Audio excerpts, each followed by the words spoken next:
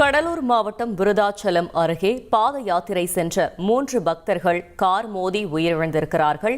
மேலும் விவரங்களை செய்தியாளர் தேவகிருஷ்ணன் வழங்கிட கேட்கலாம். தேவகிருஷ்ணன், வணக்கம். இந்த விபத்து சம்பவம் தொடர்பான முழு தகவல்கள்.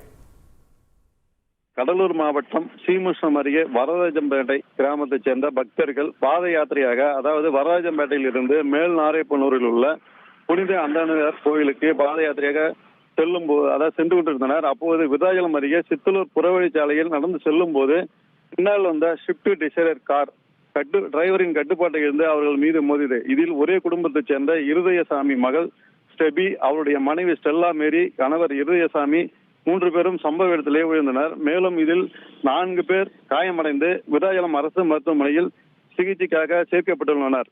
இச்சம்பவம் குறித்து விருதாச்சலம் போலீசார் வழக்கு பதிவு செய்து விசாரணை நடத்தி வருகின்றனர். இந்த இதில் பாத்தீங்கன்னா, இந்த டிரைவர் அதாவது கார் சிதம்பரத்திலிருந்து சேலம் நோக்கி சென்றது. இதில் டிரைவர் தப்பி ஓடி உள்ளார். மேலும் இச்சம்பவம் அதாவது கிறிஸ்துவ பக்தர்கள் உயிரிழந்த சம்பவம் இப்பகுதியிலிருந்து சோகத்தை ஏற்படுத்தியுள்ளது. தகவல்களுக்கு நன்றி தேவகிருஷ்ணன்.